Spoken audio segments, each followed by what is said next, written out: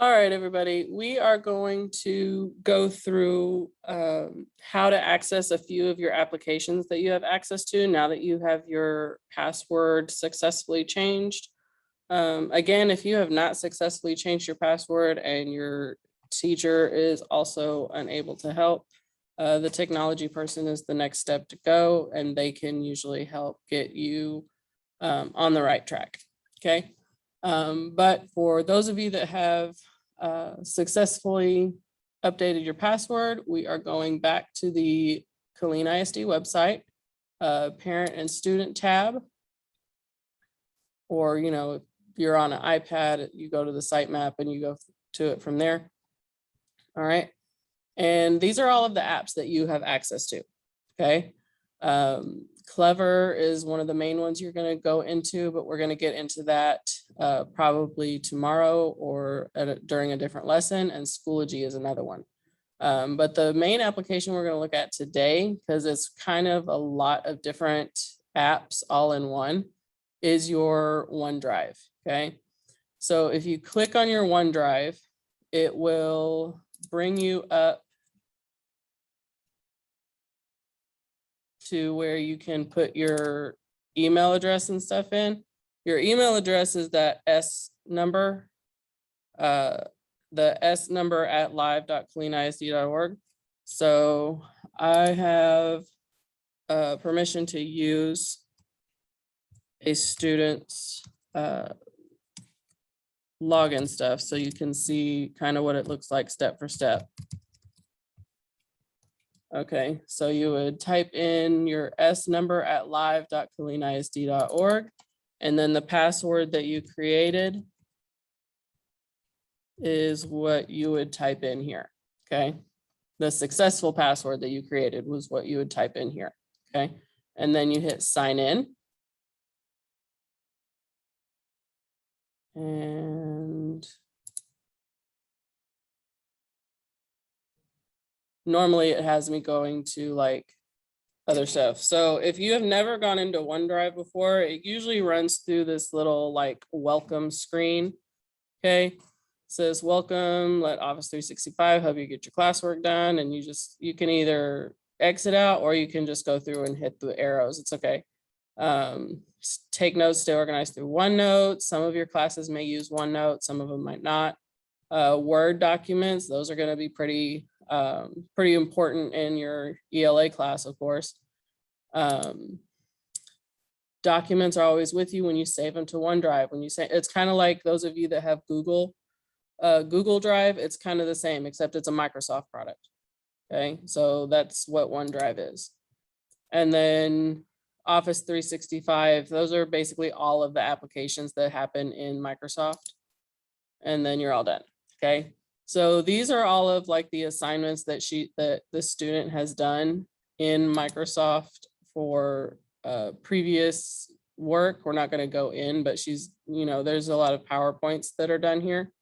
So all of those PowerPoints are saved here. If you look over here on the side, you have all of your applications. You can go in and look at your OneDrive specifically, and it opens everything up in a separate tab, pretty much. So beware whenever you're clicking on stuff in here that you might have, oh, that opened up into mine for some reason. So yeah, whenever you come in and do that, make sure that you are sharing, that you're in your own name, or that you can look at your stuff. So hopefully that doesn't do it again. So coming over to Outlook, that is your email system. Is it gonna let me, or is it gonna go into my email? Oh, nope, brand new, I think. Yep, okay. So this is her inbox, email address, stuff like that. It looks like she has personalized it before, or has at least touched in on this before. This is how she would send emails and stuff to teachers or to anybody within KISD, really. So basically what you're going to do here is like, here's your inbox. If you're wanting to You have different folders that you can put stuff in. If you have started an email and it just doesn't get finished before you send it, it's going to get saved in your drafts. Anything sent is going to be automatically saved in the sent items folder. Anything that you delete will be sent to the deleted items folder for a while. That way, if you need to go back and look at it, you'll have time to go back and look at it. And then, of course, there's the junk mail. And then if you want to like organize your email, your inbox, you can create different folders. So say you want to save all of the emails that you receive from, one of your classes. So say from your history class, you can either type your history teacher's name, or you can type, history mail. Okay. And then that will create a folder for you to put all of the emails that come from your history teacher or from your history class. Okay. Or any emails, really, you can also put any emails that you sent. You could probably also save them in there, especially if they reply. That way it's kind of frees up your inbox, and it has somewhere where your mail will get saved. Okay. So I'm going to go ahead and delete that folder. I'm going to try not to leave things the way I haven't found it. So basically what you're going to do as a checkpoint kind of for this app is you're going to go up here to this new message. That's how you compose your message. Okay. And then you are going to type in, sometimes it'll give you these little boxes. Different fonts and stuff that you can do. Basically, it's like a Word document, but you're going to type in your teacher's email address, and you're going to send your teacher an email. Okay, your ELA teacher. So you are either going to have York, and this is me right here. You'll know by the this little character guy that I have right here.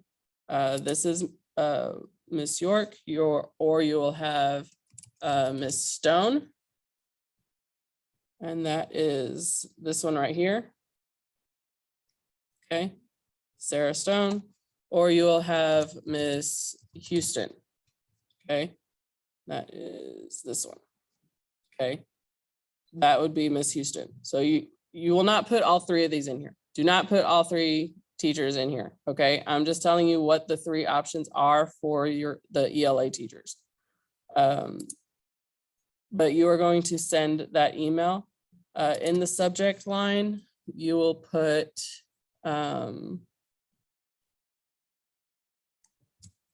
hello. Hello, Miss, and then whatever your teacher's name is. Okay, that's what you're going to put there. And then down here for your message, you can type a message, whatever message you want. Here's my first email, can't wait to get started in your class, yada, yada, something, an opinion about the email, stuff like that, how it's going to help you, however you like. But you're basically going to write a message to your teacher. Once you have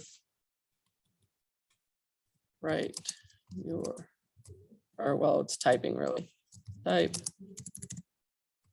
your message here. Okay, and then once you're done, you will sign your name, your full name, and then you hit send. Okay. Like say you type out an entire message and it doesn't look right, you don't like how it sounds, but you don't want to like go in and delete the whole thing just to type it again. Or maybe you have not the right people in the subject line or something. You just want to scrap the entire email like I'm about to do. That's what this discard button is for. Okay. And I'll hit that button here in a minute, but while I'm down here, I kind of want to show you this. This little paper clip is the attach feature for the email. If you click on it, you can browse whatever device you are on if you have the file on that device. And then you have browse cloud locations. It's browsing your OneDrive for your files. And then upload and share. It's also I believe that's also a OneDrive. I have not used this particular feature because I either use one of these two, but I believe the upload and share is almost the same thing for uploading it from the OneDrive to the email, and it'll attach it to the email. Okay. So if you need to, say you have like a PowerPoint and you've done it at home, or you have a PowerPoint, you've done it on Google Drive, you'll have to download the PowerPoint from Google Drive, and then you can attach it to an email and send it to your teachers. Okay. So that's what you're going to do. As for the checkpoint for your email, is you're going to email your ELA teacher, which your ELA teacher will have their email address written up on the board for you guys, so that you can either start typing it in, or you can just like you saw me do, type in the last name of your teacher and it should pop up. And then type your message and hit send. Okay. I am going to discard this message. It says, you want to discard? Yes. So that I'm not messing around in an email that's not mine. Okay. So that is Outlook, your school issued email address. So we're going to close this window. Coming back over here. There's a couple of applications that I'm going to touch in on. I'm not going to be like going in depth on it, because you guys should be fairly familiar with these already. Since most of the students are PowerPoints, I'm going to go in there first. You can go to PowerPoint from here. Okay. And you can start your presentation. Okay. Or you can open up a presentation that has been done before and edit it or use it. I would prefer people would prefer you not to use a previous assignment. You want to always do fresh work as much as possible, but use your resources. So we are going to open up a blank presentation. Again, it comes open on a separate tab. It's going to finish loading, making sure everything is here. All right. So now we have an open presentation. This unfortunately will stay in her file as something that's been opened. We are going to put this as a mock presentation. And that's how you can also change the name on your presentations up here. If you come up here to where it says, presentation saved is where you will put it. If you click on that, it'll put a drop down menu on, and you can change the name of your presentation at any point. Okay, so mock presentation. Another one would be sample presentation. Okay, and then you see how the old name is here. And then if I click down here, see, it changes it. Okay, so that's how you would name a presentation on your OneDrive. Okay, again, I'm not going to go too in depth with the features, because you guys should be fairly familiar with some of the features on a PowerPoint already, especially from last year. How to add a new slide. You can insert things, insert slides. You can reuse slides. You can insert pictures. You can insert shapes, smart art stuff, little files like that.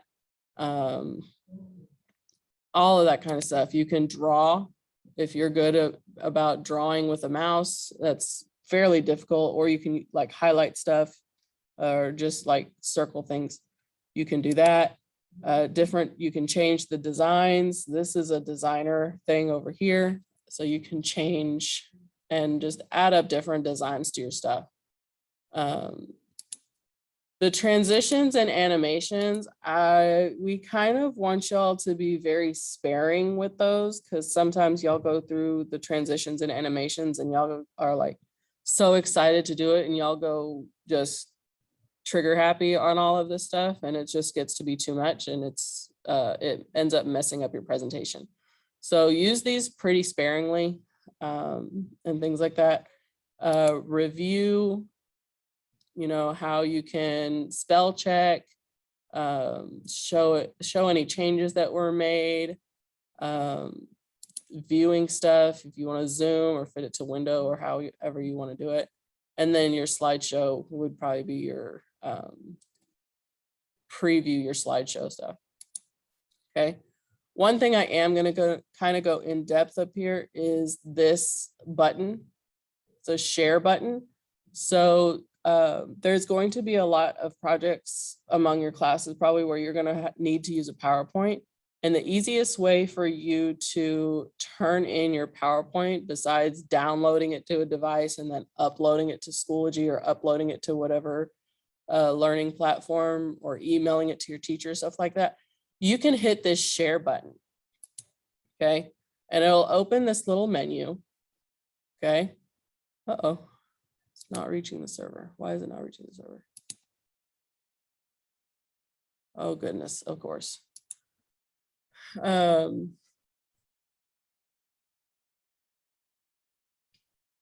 going to see if I can get a different way. But if you open, come on. Oh, yeah, I'm not going to be able to read that. Okay, so this share button should let you share your links. Okay.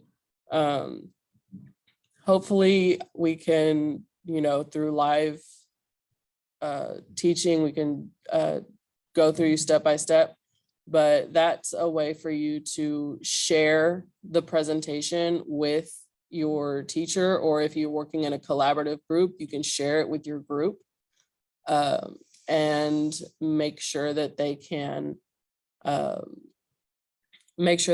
that.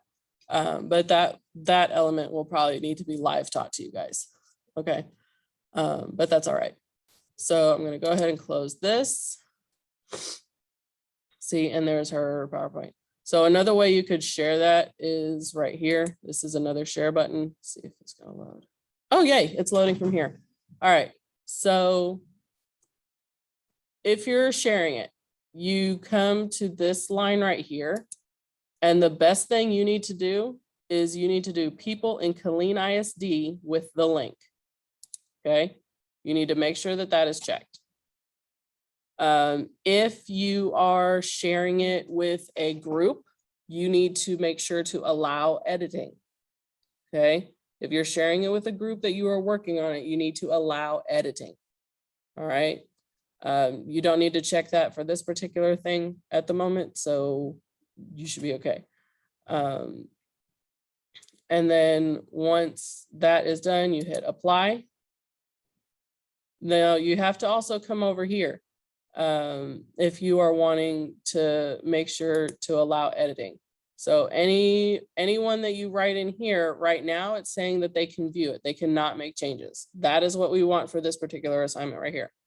If you are wanting to share it so that whoever is in this link can make changes, you have to say can edit. All right. But that's not what we're doing right now. The can view is all that you need. So we'll keep it like that. And then you need to type in for your checkpoint for this one, you need to type in, again, your teacher's email address. Okay.